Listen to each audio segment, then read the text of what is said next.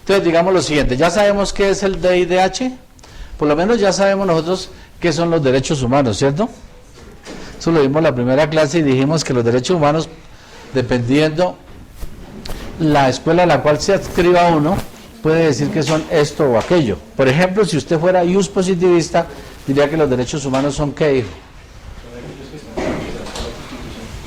Eso es un ius positivismo nacional. Pero si fuera ius positivista internacional, de la corriente internacional, ¿cómo lo diría?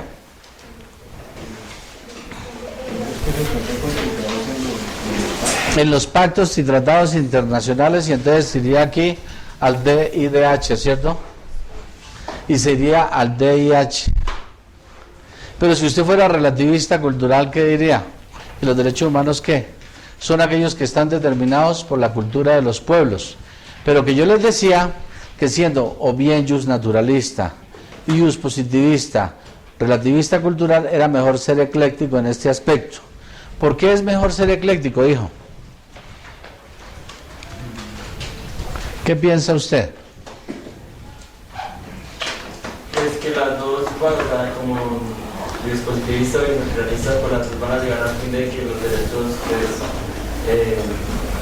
los derechos humanos pues, son como los fundamentales, ¿sí?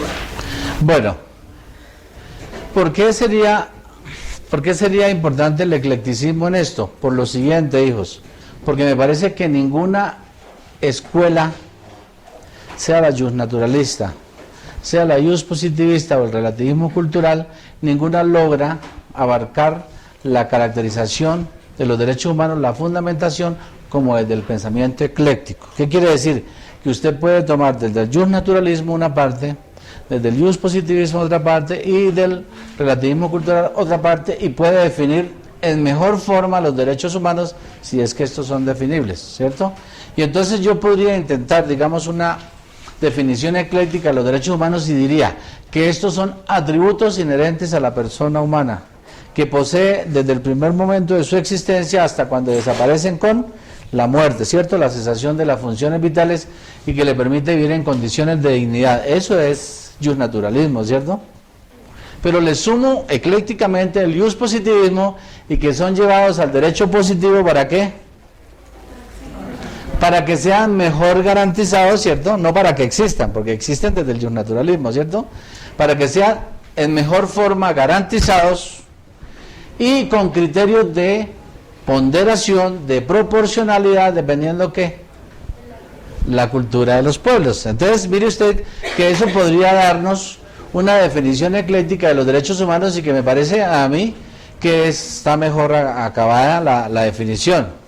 Porque usted no puede desconocer, por ejemplo, el pensamiento del relativismo cultural para pensar que todos los derechos tienen la misma ponderación. No.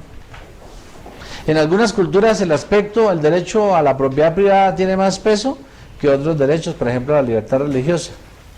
En nuestro sistema jurídico y según la jurisprudencia propia de la Corte Constitucional, los derechos humanos están regentados desde el derecho a la vida. ¿Qué ha dicho la jurisprudencia de la Corte? Mire, si se tienen todos los demás derechos, pero no tiene el derecho a la vida, ¿qué pasa? ¿Para qué usted tiene el derecho humano al debido proceso si está muerto? Señor, siga. Una cosa son los fundamentales y otra cosa son los derechos humanos. Aquí estamos en sede de derechos humanos. Si quieres que hablemos de fundamentales, tendría que cambiar las categorías y mirarlas desde el constitucionalismo colombiano. Porque recuerde que la Constitución colombiana los menciona y los envía por el bloque a los tratados internacionales. Ese es el tema. Pero en la dogmática del constitucionalismo son derechos fundamentales. Ah, pero usted me puede decir, Claro, detrás de cada derecho humano hay derechos fundamentales. Y detrás de cada derecho fundamental hay bienes jurídicos que se protegen y todo. Claro, todo tiene que ver. Pero la dogmática cambia. ¿Cuál es su pregunta, hijo? No, es que precisamente estaba teniendo una clase y me quedó algo una duda, un inconveniente con respecto a la vulneración del mismo derecho a los derechos humanos o a los derechos fundamentales, en este caso, en el caso del constitucionalismo colombiano, porque el derecho penal para proteger los tutelados por los derechos fundamentales también los vulnera. No, no es vulneración, sino es proporcionalidad, es regulación. Entonces usted puede decir, bueno, hay unas señoras o unos caballeros que están en la cárcel modelo y las otras están en el Buen Pastor, a ellos se les están vulnerando los derechos humanos. No, están siendo ponderados. Por ejemplo, yo tengo derecho a tener propiedad privada, ustedes también. ¿Todos tienen vivienda? ¿Todos tienen vivienda de ustedes? Algunos están arrendados de sus padres, pero no es de ustedes. Bueno, algunos lo tendrán, usted que es un tipo pudiente, ¿cierto? Pero eso no quiere decir que sus derechos estén violados, porque le dice usted tiene que pagar un precio, hacer una escritura, título y modo, hacer el registro y todo. No, su derecho está siendo regulado. Eso es bajo criterios de ponderación. ¿Sí? Es eso. Porque no es posible de otra forma, porque es que los mismos derechos que tengo yo los tiene la dama. Entonces ella tiene este esfero que me parece muy bonito. ¿Sí? Ella tiene derecho a tener su esfero, yo también tengo derecho a tener uno así. Sí, pero hay unas reglas de ponderación que me dice que yo no puedo apropiarme del esfero de ella porque estoy incurriendo en un delito. ¿Sí me hago entender? Son criterios de ponderación. ¿Y de dónde proviene eso? ¿Por qué? Porque dirían los contractualistas que eso es fruto del contrato social. Cuando decidimos asociarnos en un contrato social, que es una teoría de las clásicas, entonces decidimos hacer la sociedad previo al contrato social para que nuestros derechos sean garantizados bajo reglas de regulación. ¿Sí? Es eso. Entonces, que si yo trabajo, me esfuerzo, ahorro, mañana me puedo comprar un carro, pero no puedo salir y robarle el carro al vecino. ¿Sí? Si yo trabajo y me esfuerzo y a la niña la logro convencer, ella puede acostarse conmigo, pero no puedo agarrar a la fuerza. ¿Sí? Porque ella tiene un derecho humano que es a libre determinación de su sexualidad, y yo también, pero yo no puedo avasallarlo porque eso ya es exceso. Entonces eso desconoce los fines del contrato social y volveríamos al estado de naturaleza del homo hominis lupus, que el hombre sería lobo para el hombre, que el más fuerte se impone al más débil, porque sí, no, es garantía, disfrute de derechos y libertades bajo condiciones reguladas, así de sencillo. Que si usted está sufriendo un proceso de educación acá, digo sufriendo porque para algunos es sufrimiento, pero está en ese proceso de... puede venir una persona y estarse todas las clases y gastar todo el calzón que quiera, ¿cierto? Pero al final, si ella no se ha matriculado, si no ha pagado, no va a tener ningún título. Y puede hasta saber más que usted. Entonces dice, ¿viola los derechos humanos? No, simplemente hay criterios de ponderación a través de normas de regulación, ¿de acuerdo? Bien, entonces, ve el pensamiento ecléctico de lo que son los derechos humanos, ustedes ya lo tienen claro. Me parece que es el que resulta más sabio. Pero de esa definición ecléctica de derechos humanos, nosotros extraemos desde el positivismo internacional lo que conocemos como el DIDH. DIDH, que es el derecho internacional de los derechos humanos. Y yo diría que este derecho es convencional. Es convencional, ¿sí? Convencional, este derecho es convencional y se mueve bajo un pensamiento dualista. ¿Sí? Pensamiento dualista. ¿Por qué yo afirmo eso? Que el DIDH, o el Derecho Internacional de los Derechos Humanos, es un derecho convencional y se mueve dentro del pensamiento dualista del derecho. ¿Qué piensa usted, hijo? ¿Por qué será convencional? ¿Por qué será convencional, criatura? Yo creería que sería convencional porque es a través de la misma palabra, de convenciones que los estados lo han ratificado.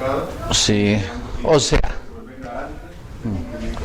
sea que el derecho internacional de los derechos humanos, teniendo fuente convencional o consuetudinaria, normalmente está contenido ¿en qué?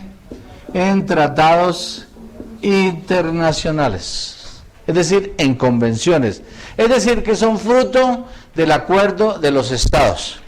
Y a partir de la Convención de Viena del 69 y del 86, tratados escritos.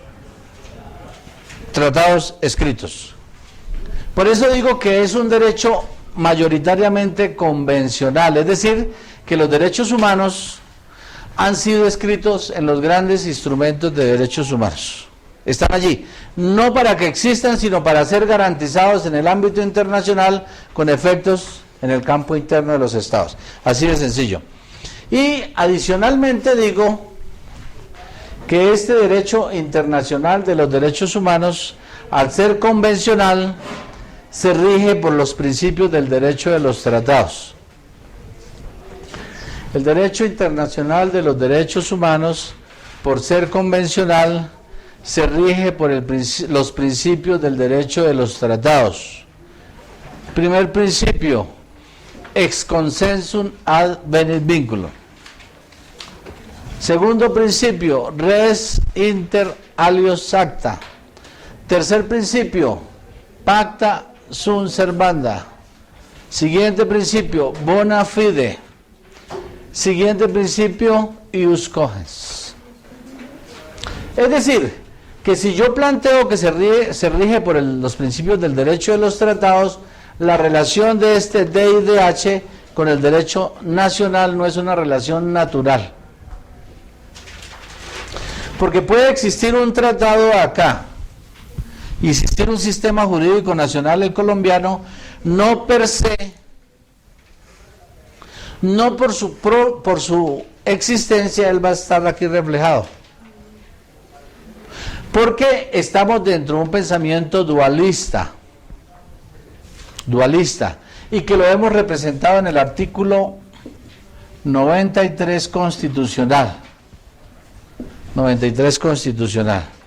que habla, el constituyente del año 91 habla de los tratados de derechos humanos que han sido ratificados por Colombia, que no puedan ser suspendidos en estados de excepción y que dice que están por encima del orden jurídico interno y que los derechos y deberes de la Constitución deben ser interpretados de acuerdo a esos tratados que hayan sido ratificados. ¿Qué indica eso? Que previo deben haber sufrido un trámite de incorporación. Cualquier tratado que se firme a expensas de Naciones Unidas per se no es parte del sistema nacional. Tiene que el Estado colombiano asentir en él, es decir, ex consensum ad venit vinculum. Fuera del consentimiento no hay obligación de cumplir, eso quiere decir. Segundo, res inter alios acta, debe plasmarlo en un tratado que está acá.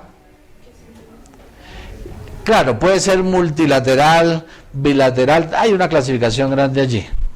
Y una vez este tratado entra en vigor, es decir, cuando se cumplen las condiciones pactadas en el mismo tratado para que éste se haga exigible, entonces entra a ser efectivo en el sistema jurídico nacional y por tanto puede generar responsabilidad internacional por incumplimiento. ¿Hasta ahí está claro?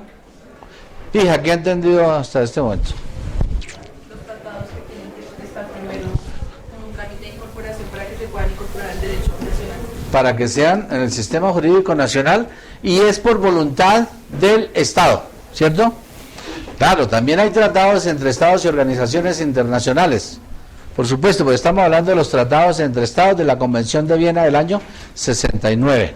Entonces, por tratarse de derecho internacional de los derechos humanos frente a un derecho nacional es dualismo, y es la misma Constitución la que determina que es a través del artículo 93 que los tratados hacen parte del sistema jurídico nacional y adicionalmente constituyen parte del bloque de constitucionalidad. ¿Qué quiere decir eso? Que la Constitución política colombiana, artículo 93, permite que los tratados internacionales, acá en el DIDH, los tratados internacionales de derechos humanos ratificados por Colombia, que no puedan ser suspendidos en estados de excepción, pasen a ser parte del sistema jurídico nacional, están por encima de él, pero además parte de la Constitución política. Eso es bloque de constitucionalidad. Claro, hay otras representaciones del bloque, por ejemplo, los convenios de la OIT, la jurisprudencia de la Corte Interamericana, los tratados del limítrofes, todo eso son parte del bloque. Pero, en tratándose de DIDH, debe el Estado dar el consentimiento. Por eso les dije, el primer principio es ex consensum advenit vinculum. Si no se da el consentimiento, no hay obligación de cumplir, así de sencillo. Segundo, res inter alios acta. En el tratado internacional se fijan las obligaciones recíprocas entre los pactantes. Tercero, pacta sunt servanda. Si lo pactó y entró en vigor, debe cumplirlo de buena fe. ¿Qué implica? Debe hacerlo porque honra su compromiso y no porque lo estén obligando, estén amenazándolo, porque se le vaya a la comunidad internacional encima. No, sino porque se comprometió, debe cumplirlo. Señora.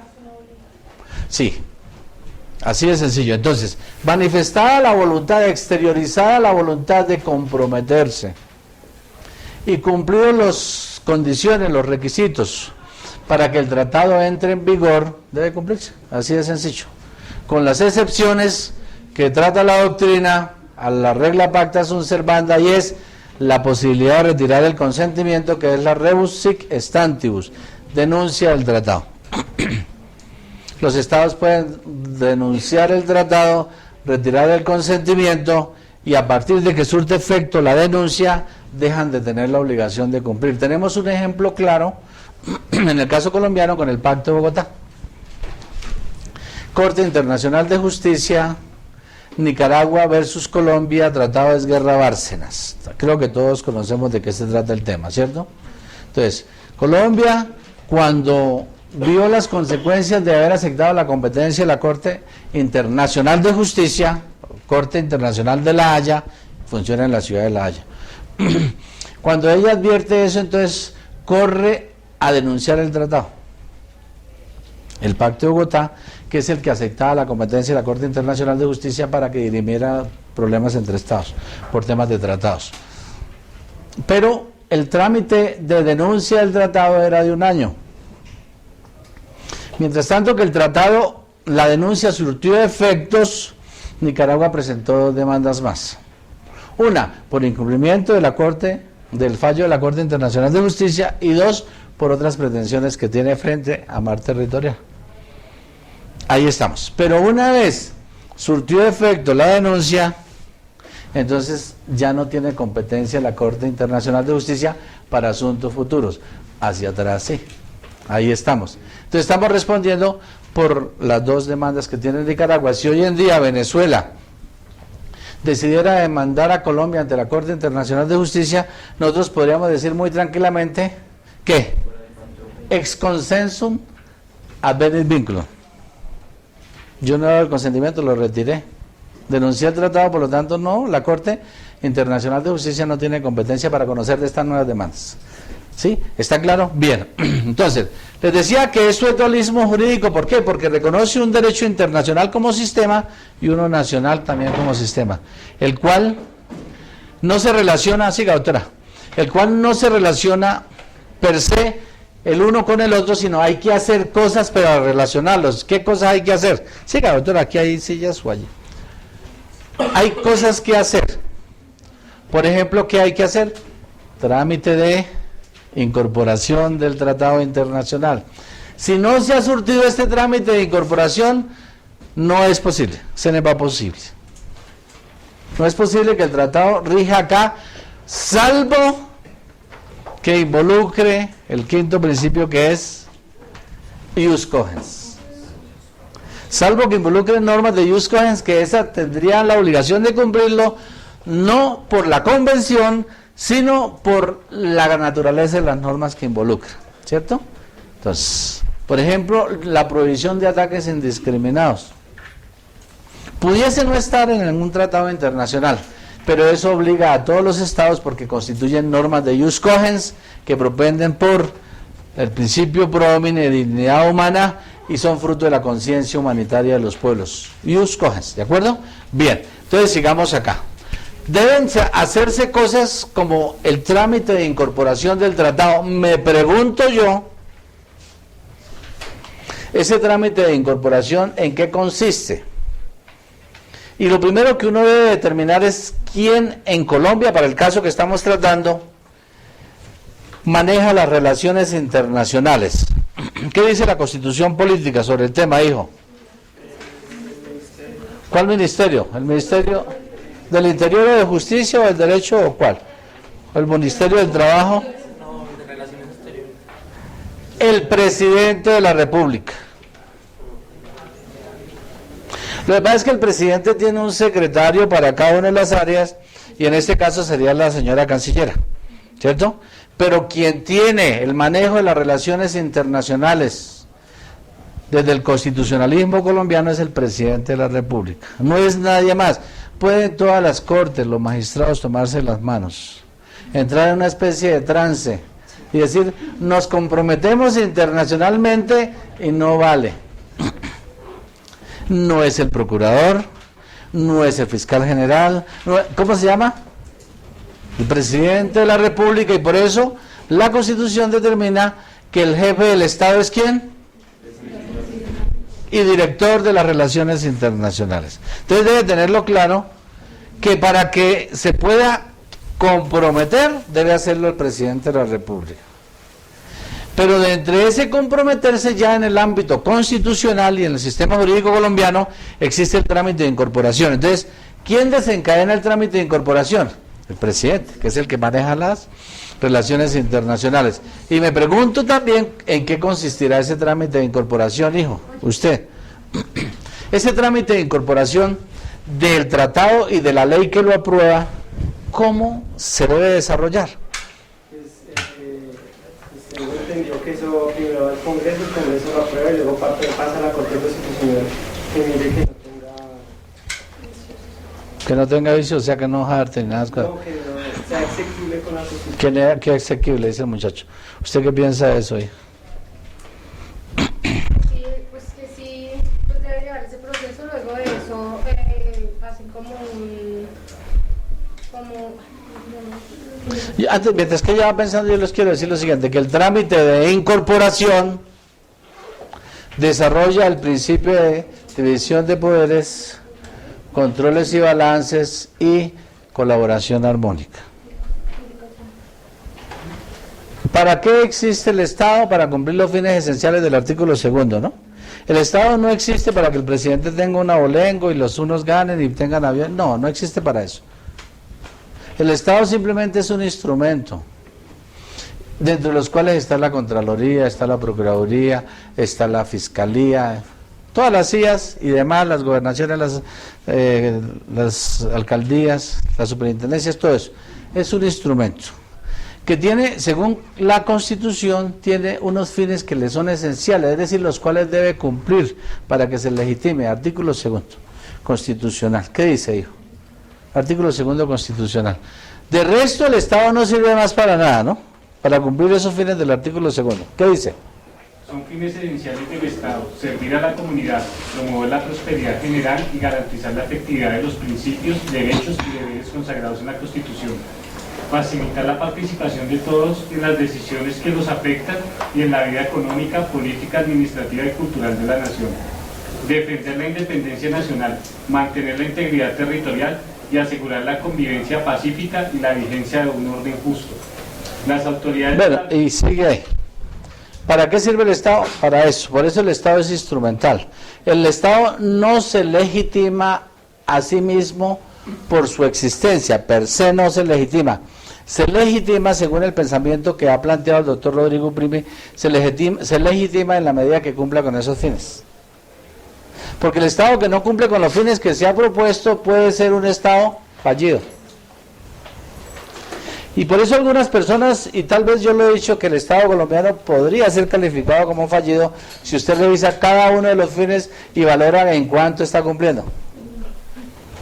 Entonces, si usted mira el orden público, si mira la administración de justicia, si mira, entonces empieza uno como a respirar un poco forzado. Pero el Estado es para eso, no es para más. Entonces, y el Estado, para cumplir con esos fines, se sustenta en muchos principios constitucionales, pero para mí, para el caso son importantes: división de poderes, controles y balances y colaboración armónica. División de poderes, ¿de dónde viene? Desde colaboración armónica. Colaboración armónica. ¿De dónde viene? Podría irse uno hasta el año de 1789, si usted lo quiere, y se iría antes, y sería Luis XIV y Luis XVI, y diría, bueno, un pensamiento naturalista proveniente de la cultura judeocristiana es aquel que indica que el poder estaba concentrado en el soberano, ¿cierto? El monarca, l'état c'est moi. Señora. Controles y balances, checks and balances, colaboración armónica. Hay más principios, claro, pero yo quiero traer esos tres. Entonces, en épocas pretéritas, antes de la Revolución Francesa, usted sabe que el monarca, que tenía una designación directa de Dios, venía, bien sea de última mano el Papa, o antes el profeta, o antes el juez, lo que fuera, y le echaba una poncherada de aceite, le ponía una casa y decía, este es. ¿Sí? ¿Y quién puede decir algo? Nadie. Pare de contar. Como venía ascendiendo frente a un Estado monárquico, estamos en 1789, Revolución Francesa, frente a un Estado monárquico y un Estado clerical, venía ascendiendo un Estado burgués. Entonces los burgueses venían empujando porque también era una lucha por el poder. Recuerda que finalmente es por quién controla, ¿no? El pueblo no está representado ahí, tiene que tener claro eso. El pueblo simplemente lo llaman a legitimar, ¿por qué? Porque el pueblo tiene una cosa que se llama la soberanía. Si fuera posible legitimar un gobierno sin el pueblo, no lo llamarían. ¿Qué es lo que hace que un soberano se legitime en el pueblo? En esta nueva cultura, porque antes lo legitimaba ¿quién?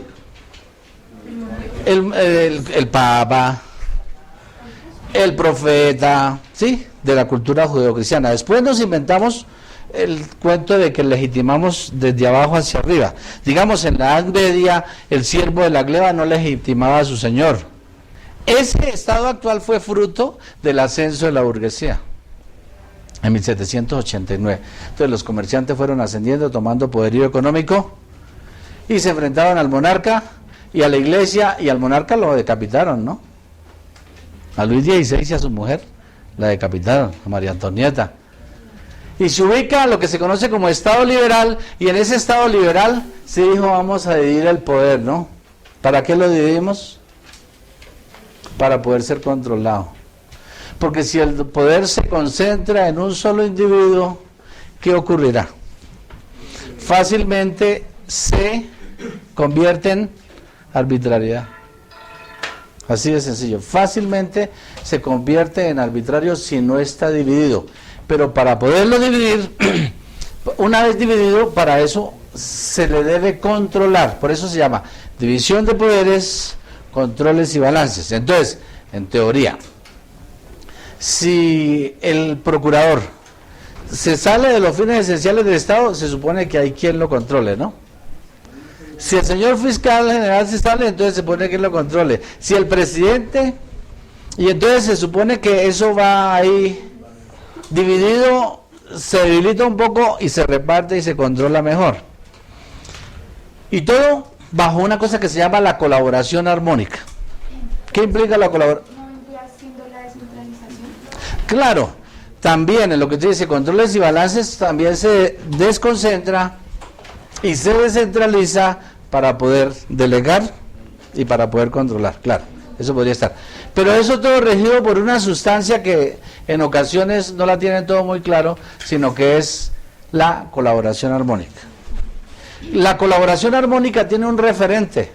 ¿Cuál es? El artículo 2 constitucional que leyó el caballero, que es que todos coadyuvamos para cumplir esos fines esenciales. O sea que si el procurador le pide al señor fiscal una información para cumplir con sus funciones, ¿qué tiene que hacer el fiscal? entregarle la información. Si es al contrario y todos nos colaboramos, si la Fiscalía requiere para poder cumplir con sus funciones una ley que le aumente, que le quite, que le haga, pues igual debe el legislativo hacerlo, tramitarlo. Eso se llama colaboración armónica con fines frente a los fines esenciales del Estado, el artículo 2. Bien, todo eso para decirles que en el trámite de incorporación se ve representado eso. ¿Quién tiene la iniciativa? División de poderes, el presidente. Claro, lo puede hacer a través de su canciller. Pero ¿ante quién presenta el proyecto de ley, la iniciativa? Ante el Congreso. Le da el trámite de una ley ordinaria, ¿cierto? Que tiene 4 debates, y en esos 4 debates todos tienen que tener presente el artículo 4 constitucional.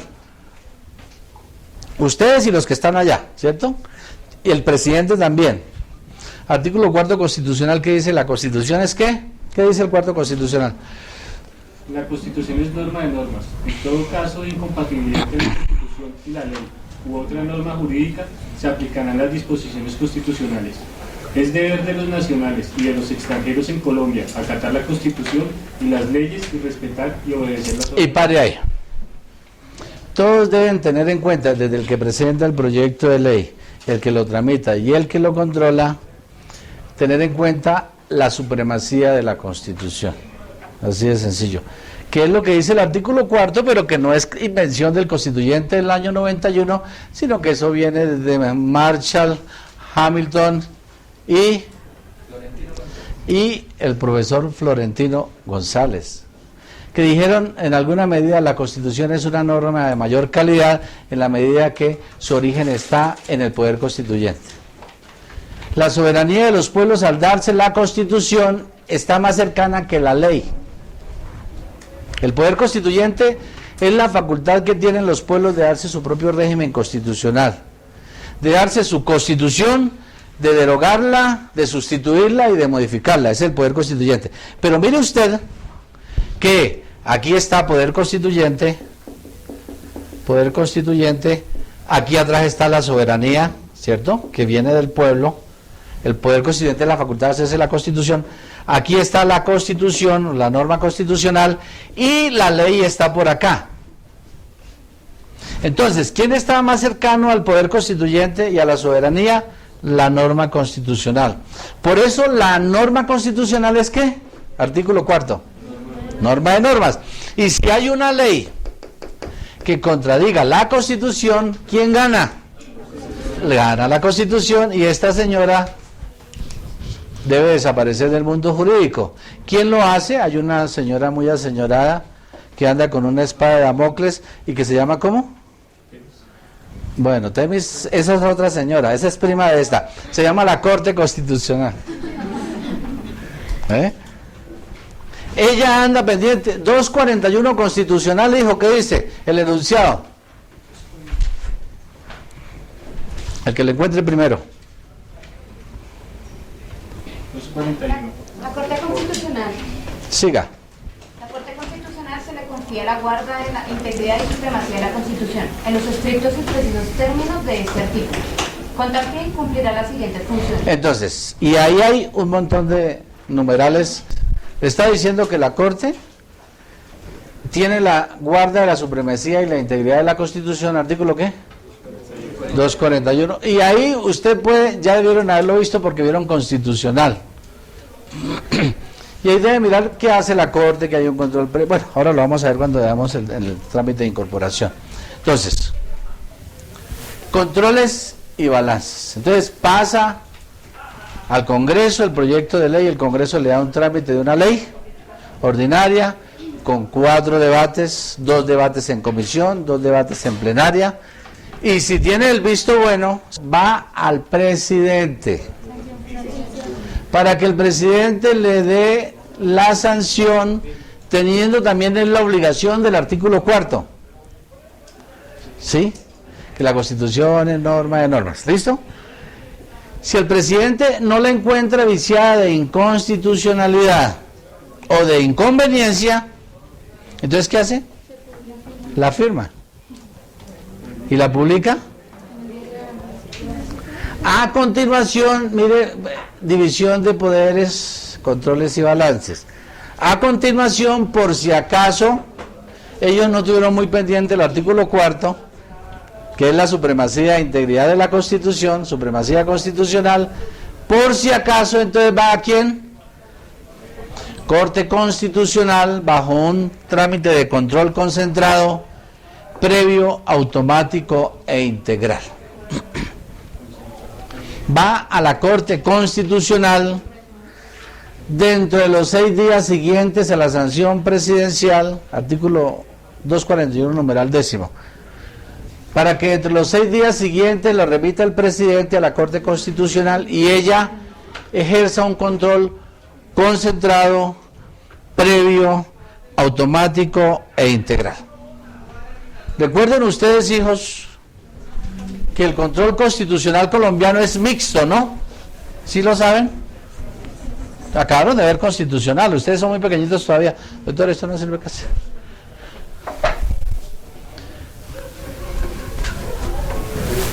Recuerden que el control constitucional, el del artículo 4, que habla del 4 constitucional, es mixto. ¿Qué indica eso? Que hay un control concentrado y hay un control difuso. ¿Sí? ¿Estoy diciendo locuras? Ustedes que son constitucionalistas. ¿No, hijo? ¿Sí estoy de acuerdo? ¿Estás de acuerdo conmigo? Bueno, control concentrado y control difuso, lo cual sumados dan una mixtura. Por eso se dice que es mixto. Este control concentrado, ¿a quién le corresponde? 241, ¿a quién? Entonces, a la Corte Constitucional Colombiana, 241. Y para ejercerlo lo hace en los términos del artículo 241. ¿Listo? Este control concentrado puede ser previo o posterior. Previo o posterior. Ese también se le llama por acción. Previo. El control del tratado internacional en el trámite de incorporación es un control previo, pero no solo es previo, es automático, es integral. Por eso les dije, es concentrado, previo, automático e integral. ¿Por qué concentrado? Porque está dado exclusivamente a la Corte Constitucional, está concentrado allí. Segundo, ¿por qué automático? Porque no depende de la voluntad del Ejecutivo, el que lo cumpla, sino de la voluntad de ¿quién? Del constituyente. Es decir, que la Constitución, el constituyente del 91 le otorgó ese control a la Corte. Lo que quiere decir que si transcurridos los 6 días siguientes a la sanción presidencial y el presidente no lo envía a la Corte, ¿qué tiene que hacer? De manera automática, ¿ella qué hace? Asume el control constitucional. ¿Sí? Y lo hace de manera integral. ¿Por qué? Porque no solo mira la forma del trámite de la ley, sino que también mira el fondo. No solo la forma, sino también el fondo. Por eso es integral. ¿Qué es lo que hace primero la Corte? Mirar si se cumplieron los trámites de ley, si se cumplió el trámite de una ley ordinaria. Por ejemplo, debe tener 4 debates en una misma legislatura. Suponga usted que se le dieron 3 en una legislatura y 1 más en la siguiente. ¿Qué ocurre ahí? Hay un vicio de forma. Pero la Corte no solo mira eso, mira el fondo, la parte sustancial o material. Si un tratado internacional permitiese la pena de muerte, ¿qué ocurriría? Sustancialmente, entraría a reñir con el artículo 11 constitucional y por lo tanto debería ser declarado inconstitucional y en consecuencia sería ¿qué? Inexequible. Entonces, eso es. Pero el otro control, que no es para las leyes aprobatorias de los tratados, es posterior, ¿no? Normalmente las leyes ordinarias tienen un control posterior. Señora, un control posterior lo que quiere decir debe haber una acción de inconstitucionalidad. Recuerden las acciones constitucionales. Entonces, acción de inconstitucionalidad. Cualquier ciudadano que advierta que una norma riñe contra la Constitución ya vigente, ¿no? Por ejemplo, un código, puede presentar demanda de inconstitucionalidad y la Corte, mediante un control concentrado posterior o por acción, declarará la inconstitucionalidad. Y el otro control, que le da el carácter de mixto, es el control difuso. Este control difuso lo tenemos en Colombia de manera subsidiaria. ¿Qué quiere decir eso?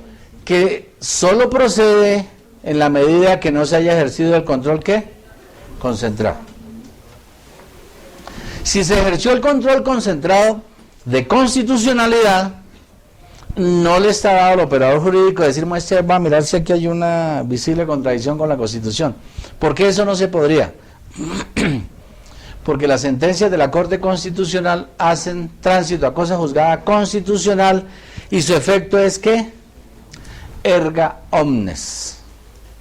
Y no podría, salvo que quiera prevaricar frente a una decisión de la Corte que tenga efectos de cosa juzgada constitucional, yo tratar de aplicar un control difuso o de excepción de inconstitucionalidad. No podría. Por eso les digo que este es subsidiario. Solo procede en la medida que no se haya ejercido en los términos legales constitucionales el control concentrado. Pregunta hasta ahí. Señora. ¿Y en qué casos puede ser ese control difuso? Bueno, entiendo que cuando no se hace el control concentrado. Sí, cuando no existe. Cualquier código, las leyes ordinarias. Dice, ¿qué es lo que dice? En aplicación del artículo 4 constitucional, cualquier servidor público que encuentre que una norma jurídica que no ha sido objeto de control por parte de la Corte, ¿no? Un control concentrado, riña visiblemente contra la Constitución, debe inaplicarla, por mandato del artículo 4. Esa ha sido una figura que se llama la excepción de inconstitucionalidad y ha sido desarrollada por la jurisprudencia de la Corte Constitucional. Los efectos son diferentes.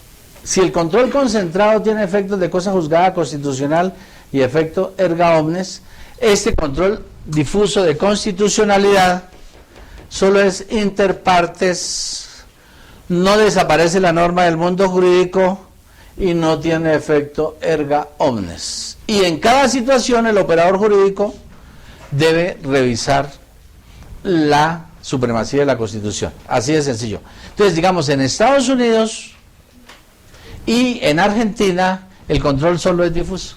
No hay un control concentrado porque no tiene un tribunal constitucional. Nosotros sí lo tenemos. Allá los jueces, no todos los operadores jurídicos, porque la norma de ellos dice diferente. Aquí la norma simplemente lo dice de manera general, la Constitución es norma de norma, ¿cierto? Y debe primar la Constitución en caso de contradicción. Allá en Estados Unidos el control lo hacen los jueces. En Argentina, que tienen un control más o menos parecido al de Estados Unidos, es difuso, no conocen este control. Algunos dicen que le reconocen, por ejemplo, en Perú, que tienen un tribunal constitucional también, le reconocen los beneficios de tener un tribunal constitucional. Porque eso le sirve para que cualquier ley aprobatoria de un tratado previo a que sea ratificado y entre en vigor, ya tiene el control constitucional y nos evitamos problemas. Y adicionalmente, eso da mayor seguridad jurídica, que haya un solo ente encargado de, ¿no? Y eso nos permite ir depurando las normas. Entonces, ¿qué es lo que hace la Corte? Una vez declara la inconstitucionalidad y la inexequibilidad de la norma, ella desaparece del mundo jurídico, pare de contar. Y los efectos es que no se podrá volver a presentar una norma de igual talante si la inconstitucionalidad es de fondo. Y si la inconstitucionalidad es de forma, pues se vuelve a presentar y se renueva la forma y se podrá hacer nuevamente. ¿Sí me hago entender? Cuando la inconstitucionalidad es de fondo, la regla general es que no se puede volver a presentar un proyecto de ley que recobre esa norma inconstitucional, salvo que ¿qué? Una nueva constitución o que haya una sustitución constitucional que haga desaparecer la norma que había generado la inconstitucionalidad de la norma por vicio de fondo. Pues así de sencillo. ¿Está claro? Este tema de la inconstitucionalidad no es, eso es lo que se llama constitucionalidad sobreveniente, como también hay inconstitucionalidad sobreveniente. En tratándose de un tratado internacional aprobado bajo una norma constitucional vigente y la Constitución haya sido derogada o sustituida con normas que generan inconstitucionalidad de la ley que ya era constitucional, ¿ahí qué? Es lo que ha llamado la Corte Constitucional una inconstitucionalidad sobreveniente. Entonces dice que en esos casos el control constitucional puede generarse a partir de un control por acción, es decir, por demanda. Porque naturalmente el control es automático, no requiere de demanda, leyes aprobatorias de tratados sobre derechos humanos. Pero cuando hay una sustitución de la Constitución o derogatoria y sobreviene una inconstitucionalidad, sí se permite como remedio extremo para que no siga la Constitución por un lado y la norma por el otro, entonces una demanda para que la Corte nuevamente vuelva y armonice y propenda por la supremacía e integridad de la Constitución. Eso está fácil, ¿sí o no, hija? ¿Qué entendió?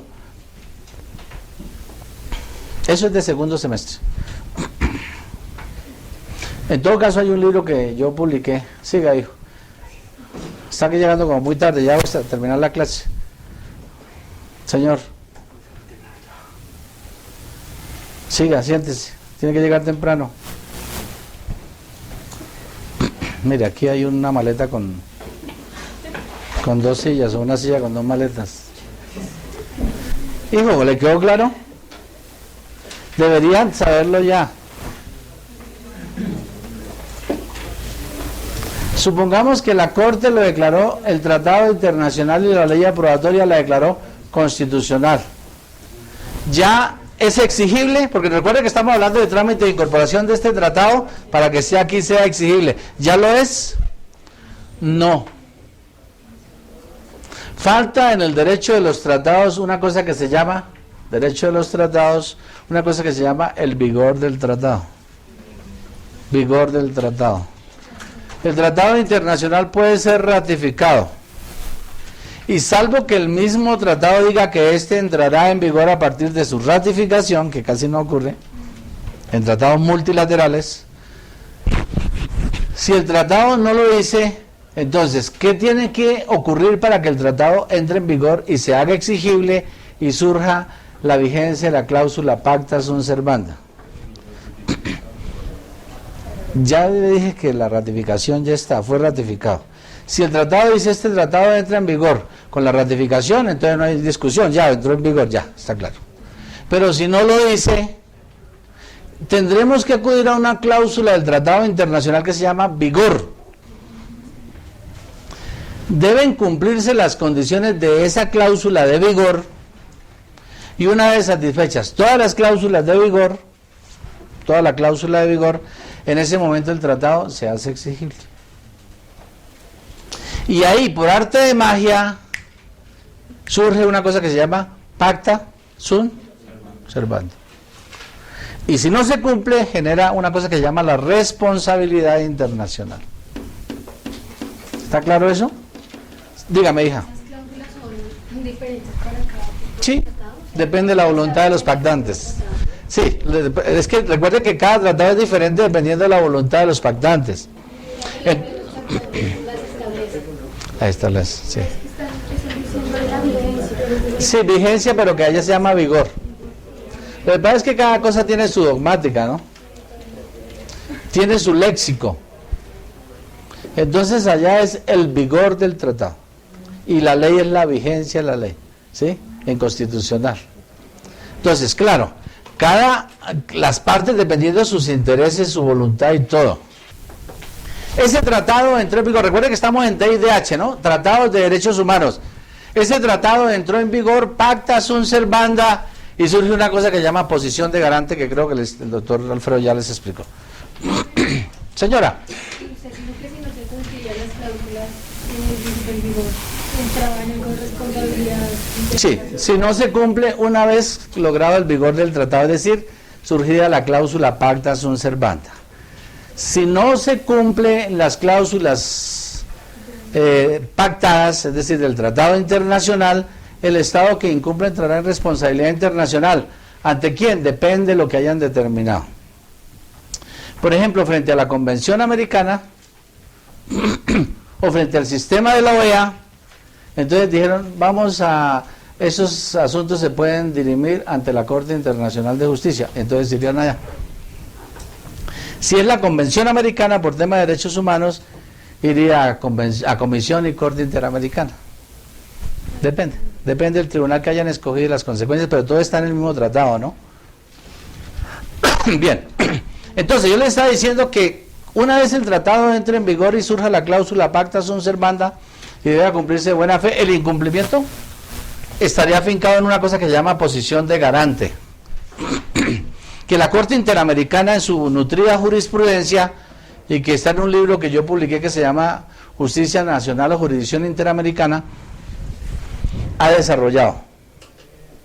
Posición de garante: el Estado se compromete, él es el garante, de que en el territorio donde él ejerce soberanía, esos derechos humanos que el pacto en ese tratado internacional los va a hacer cumplir.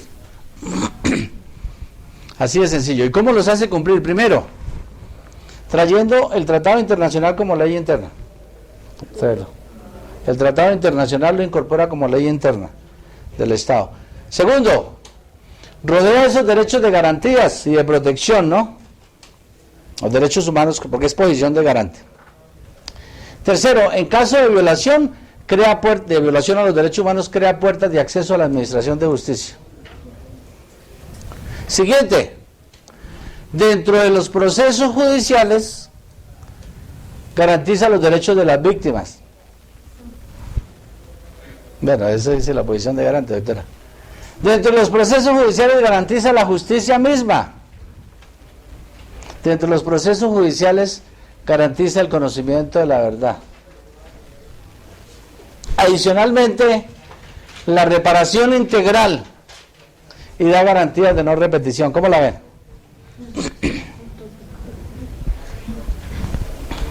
Pues eso tiene que hacer lo cumplido esto, y por eso varias veces nos ha llevado ante la Comisión y Corte Interamericana y más de 15 sentencias en contra nuestra, ¿no? Mi tesis doctoral fue sobre eso, un estudio nomás del derecho a la vida consagrado en la Convención Americana al Pacto de San José desde la posición de garante del Estado colombiano. Y atérrense ustedes todas las cosas que hay ahí. Eso es posición de garante. Pero dice el Estado, esa posición de garante del Estado está ligada a una cosa que se llama la subsidiariedad del Tribunal Internacional. La subsidiariedad del Tribunal Internacional. Dicen los Estados en los tratados. Subsidiariedad de los tribunales internacionales. Los Estados dicen, si yo voy a ser el garante, primero denme la oportunidad para que yo garantice. Y si yo no cumplo, subsidiariamente pueden acudir a los tribunales internacionales a que me obliguen a que yo cumpla, ¿no? Porque finalmente el Tribunal Internacional no va en contra de las personas, salvo el Tribunal Penal Internacional de la Corte Penal de La Haya.